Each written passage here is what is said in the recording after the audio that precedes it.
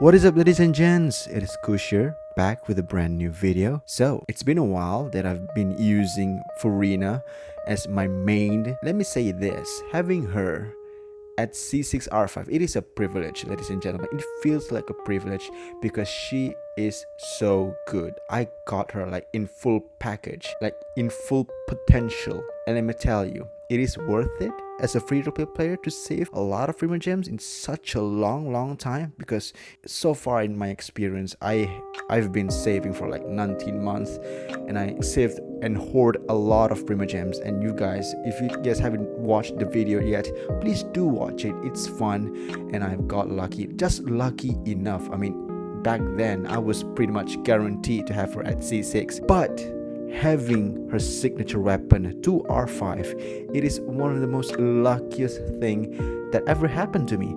I have her at C6 R5. So how do I feel about that? It feels amazing. I'm not gonna lie, I'm not gonna say oh it's not that worth it. I mean, having a multiple 5-star characters, sure, you can play like that, and I think it is one of the most decent way and one of the most normal thing to do, right? You play Genshin Impact and you pull as much character as you want. Me being trying to be different, and I decided to do something else, which is doing the thing that I just did, which is C6 and R5, a 5-star character. For me it is worth it because the characters, 5-star characters now are pretty much broken. I mean, ever since Raiden Shogun's release, every single character, I mean, except that one fiery girl, I don't want to say her name, but you know who it is. Other than that character, every 5-star character is really good. So Furina is no exception. She is the Hydro Archon. Yes, I said it, she is.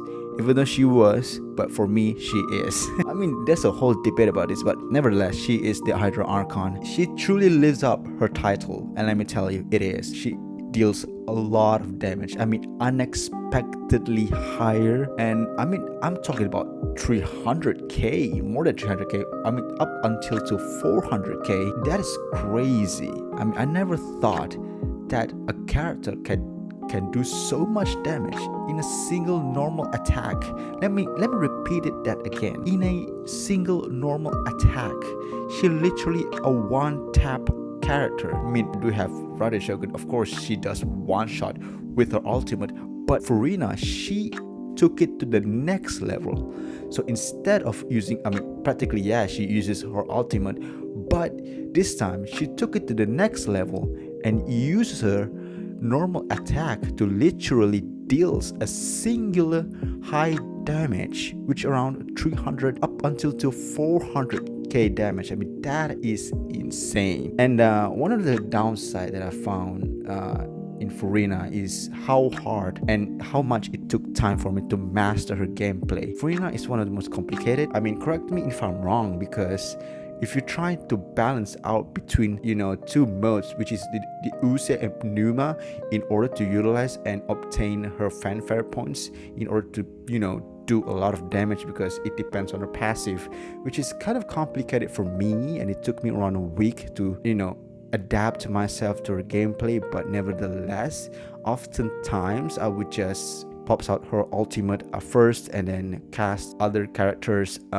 ultimates, and then I proceed to cast her elemental skill, which is, at first she would cast her Usia, but this time as a main DPS, instead of using Usia, I would just cast out her Pneuma, which is the the statue, the healing stuff she does, because apparently she does more damage in her Pneuma mode rather than her Usia. Of course, in her Usia she can do consistent damage, but Pneuma, however, her normal attack, which in her C6, her normal attacks being infused with hydro damage, deals a lot more damage than her Usia damage. I mean, oftentimes when I use Usia mode, her highest damage, which comes from her summons, around like 100 and 150k consistent. And let me tell you, in such short amount of time, she deals around 150k in a single attack,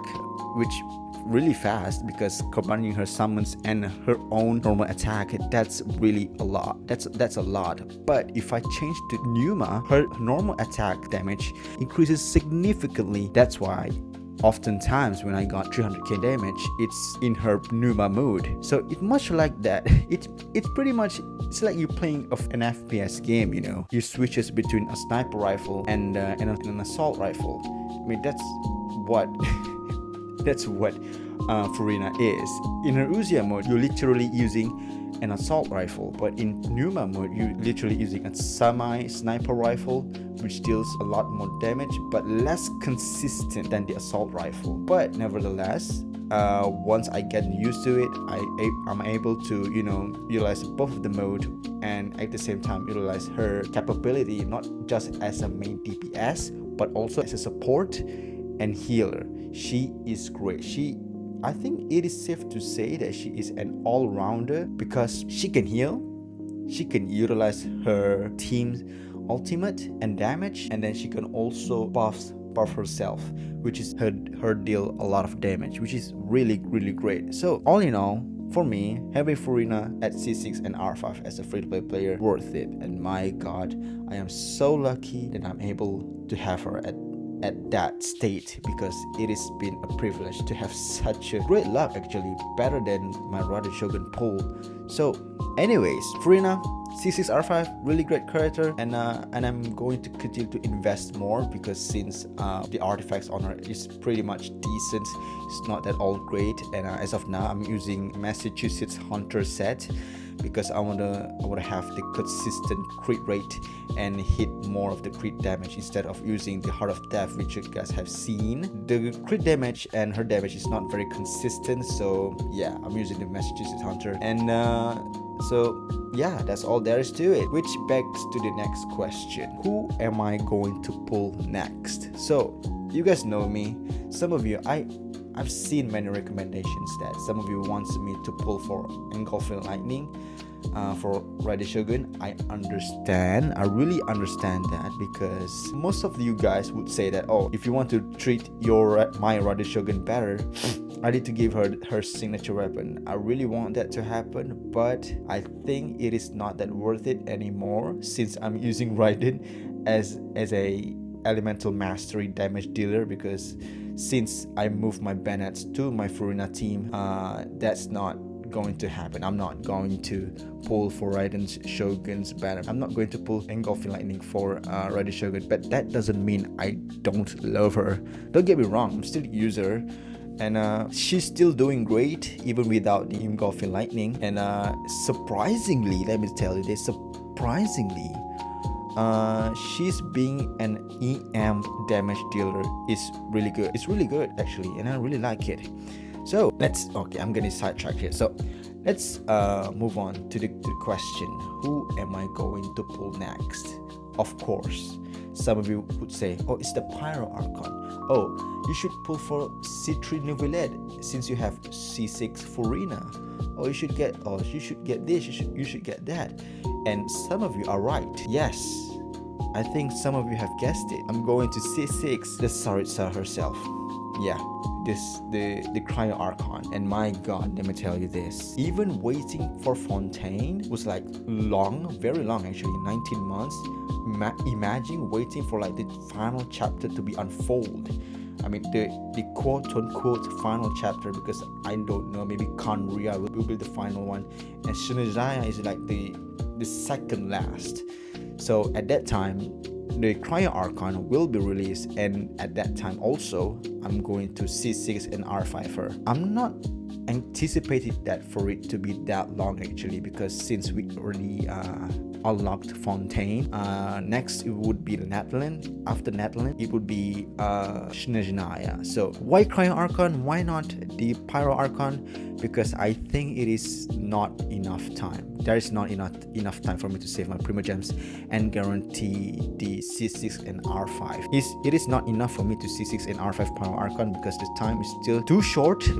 I need around more than 19 months or so and to get there to C6 and R5 character, the 5-star character that I'm pulling. So I think the Cryon Archon would suit me. So yeah, the Queen of Saritsa. I might be the first free-to-play to C6 and R5 her. I might, but I'm trying to be the best, to be the first ones that to do so, just like what I did to Farina. So you guys have heard it. I'm going to do the daily uploads. I mean, if you guys are interested, please do comment your opinion down below and what you guys think about my daily uploads, and I would love to do that again. But if you guys not, I'm just would stop it, because instead of uploading the daily uploads, I would just upload my spiral based content. And as of now, I'm pretty busy with life, so I try to make my content to be as minimal as I can, not because I'm lazy or anything, because I have a lot of things to do in life. So yeah, at the same time, I will update you guys about my Primogems earnings, maybe by month, by week, by days, and I will keep in tab on my community page. So hopefully my journey on C6 and R5 5-star character would inspire you guys, and I hope you guys might find it fun, and I hope you guys would feel the same way as I am, because this journey is not ended yet, and I'm thrilled to continue the journey more, because yeah, I will continue to play Genshin Impact, unfortunately. But nevertheless, you guys have heard it. I have made my announcement. So I hope you guys have a great day.